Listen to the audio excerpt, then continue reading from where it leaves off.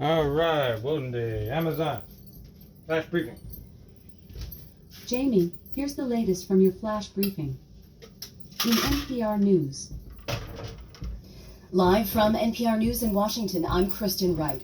Ohio is the seventh state to pass a voter initiative to protect abortion rights. Ohio Public Radio's Joe Ingles says the amendment guarantees abortion and reproductive rights in the state's constitution. The amendment means a 6-week abortion ban that's been on hold since last fall will no longer be constitutional. Lauren Blauvelt with Ohioans United for Reproductive Rights says it's a win for residents of the Buckeye State. Ohioans can rest easy knowing that we will never again be denied timely medical care or be forced to leave our home for the care we need. But Republican legislative leaders are already talking about coming up with a way to circumvent the new amendment or repeal it with another ballot issue in the future.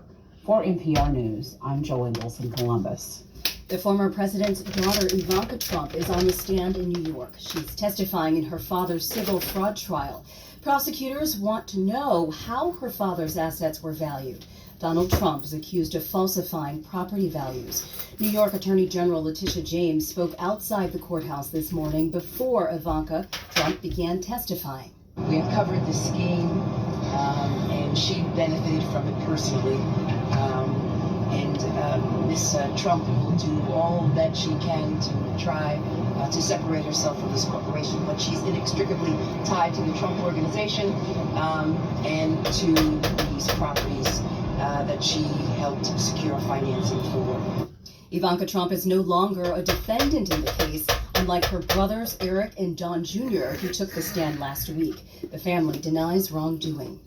The Republican presidential contenders debate for a third time tonight in Miami, with one big exception. NPR's Domenico Montanaro reports on how this factors into the strategies of former President Trump and those trying to defeat him.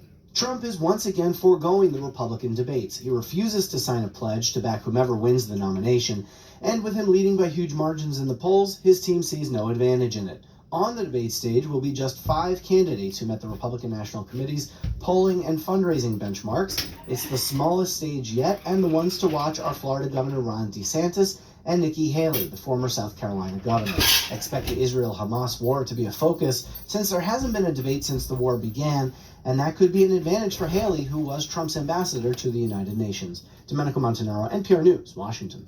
A U.S. government shutdown is looming once again. Congress has 9 days now to agree to a funding plan to keep federal agencies open. Current funding expires on November 17th. House business came to a halt when former Speaker Kevin McCarthy was voted out last month. It took Republicans more than 3 weeks to elect a new speaker. This is NPR News. People in China are viewing the U.S. more positively in recent months, even after years of tense relations. That's according to a new poll from survey company Morning Consult. NPR's Emily Fang dives into the numbers. The survey found a percentage of Chinese adults who view the U.S. as an enemy or unfriendly dropped by 9 percentage points since April. The percentage of U.S. adults who view China in a bad light also dropped 4 points. Morning Consult posters suggested that China's domestic economic worries may be causing a decline in hostility towards the U.S. among Chinese adults. For example, the percentage of Chinese adults wanting to resolve tensions with the U.S. without using military means rose by 6 points since April. Emily Fang, NPR News. It rose The cherished all over giant the freaking pandas at the globe. National Zoo in Washington, D.C. People want to are resolve heading things to without China violence. today. That's on the to rise stay. everywhere. The family of 3 Don't is act like we embarking got good on a relations with China now. 9,000-mile journey by FedEx cargo jet to We'll have Asia good with more relations than with China as soon as 200 we build pounds this of bamboo. out of China office. first gifted or loaned Biden pandas to the U.S. and caused other problems countries with in China. 1972. And now in what some see as a diplomatic snub, China would like the pandas back. Zoo officials say they haven't begun talks to get more pandas from China, but they do remain optimistic panda diplomacy isn't over. Today is National STEM or STEAM Day. It's celebrated every year to encourage young people to explore their interests in science, technology, engineering, arts, and math. I'm Kristen Wright, NPR News in Washington. The arts in Support general. for Envy. Yeah. In NASA News, Congratulations to the 6 growing Beyond Earth high school teams who will present their original research at this year's American Association for Gravitational and Space Research Conference in Washington, D.C. The teams represent biotech at Richmond Heights, Miami FL, Herbert Henry Dow High School, Midland, Michigan, Amater Preparatory Academy High School, Hialeah, Florida, and the Institute for Collaborative Education, New York.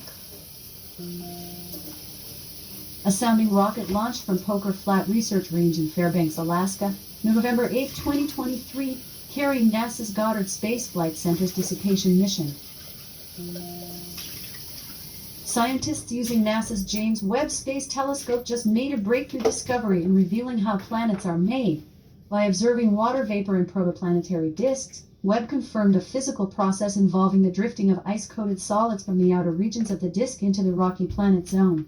Theories have long proposed that icy pebbles forming. All right. By Celine Smith as the seedlings were placed in the water, I felt a moment of deja vu, said NASA scientist Tony Kim. I was taken back to when I was a child playing in similar fields in South Korea. It felt like I was meant to be there bringing space to village with satellite. Okay. The third Power to Explore Student Challenge from NASA is underway. The Writing Challenge invites K-12 grade students in the United States to learn about radioisotope power systems, a type of nuclear battery integral to many of NASA's far-reaching space missions, and then write an essay about a new powered mission for the agency. 4. In weather. Right now in Seattle, it's 49 degrees Fahrenheit with mostly cloudy skies. All Today's forecast has intermittent clouds Amazon. with a hot... Off. Amazon. Tell us a joke. What are baby pickles made from? Cucumber. Cucumbers. Ah. All right. Have fun. Happy Woden Day. Hang loose.